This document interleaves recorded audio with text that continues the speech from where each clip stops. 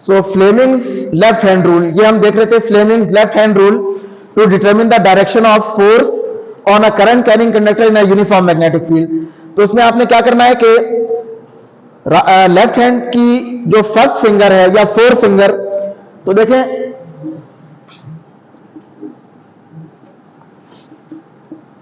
Fleming's left hand rule, तो इसमें आपने क्या करना है, देखें जो आपकी फर्स्ट फिंगर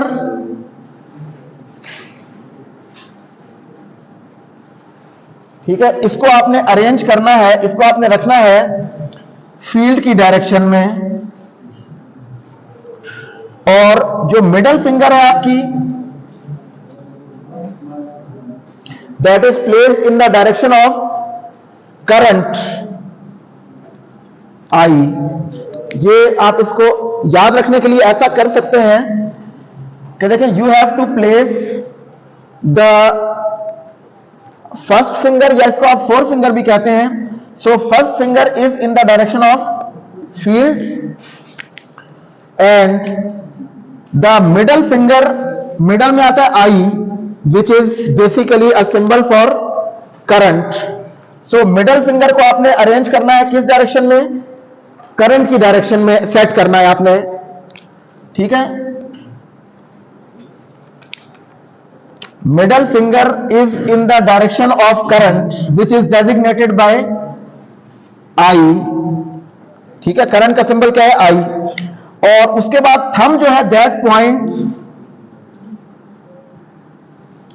जब आप ये अरेंज कर लेंगे तो जो आपका थंब होगा लेफ्ट हैंड का, that will show the direction of force. जो डायरेक्शन आपको चाहिए वो थंब के अलोंग होगी, यानी फोर्स की डायरेक्शन, ठीक है। So you have to set your left hand in such a way कि आपकी ये जो फिंगर्स हैं, फर्स्ट फिंगर, मिडिल फिंगर और थंब, इनको आपने एट राइट एंगल्स अरेंज करना है पहले, और फर्स्ट फिंगर को फील्ड की डायरेक्शन में अरेंज करना है, मिडिल फिंगर को करंट की डायरेक्शन में अरेंज करना है, और thumb will show the direction of force. तो यहां हमने ये शो किया है कि जो डायरेक्शन हमारे पास राइट हैंड रूल से आ रही थी, वही डायरेक्शन हमारे पास फ्लेमिंग लेफ्ट हैंड रूल से भी आ रही है।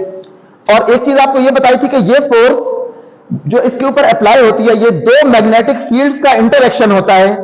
कौन कौन से मैग्नेटिक फील्ड्स, जो मैग्नेटिक फील्ड करंट का है, इस करंट आई का मैग्नेटिक फील्ड, जो करंट यहां ये कंडक्टर में फ्लो कर रहा है, so I current which is here in the inward direction, इस करंट का मैग्नेटिक फील्ड, और external magnetic field which is applied magnetic field.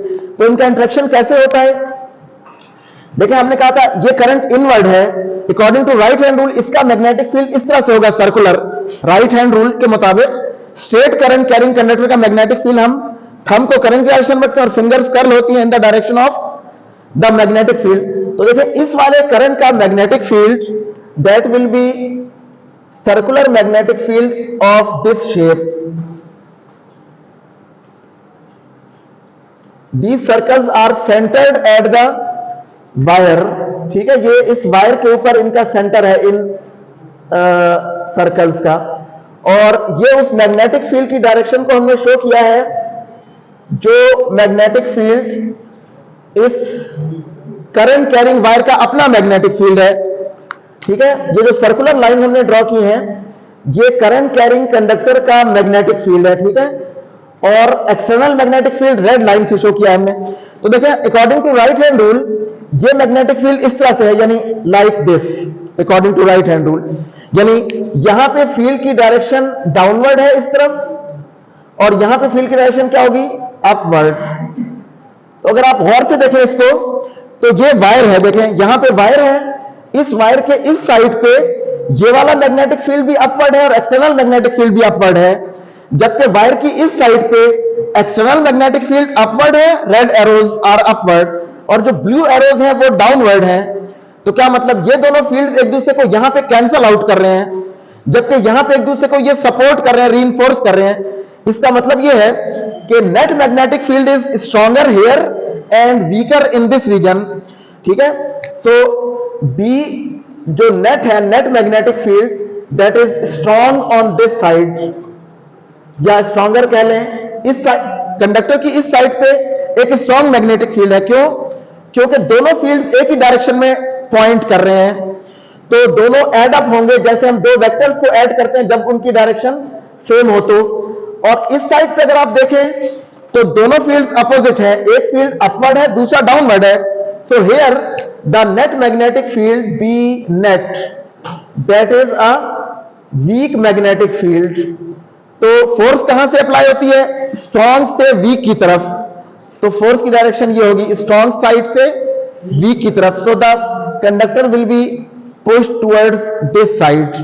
तो इस तरह से हम ये शो कर सकते हैं कि ये फोर्स दो मैग्नेटिक फील्ड्स का इंटरेक्शन है।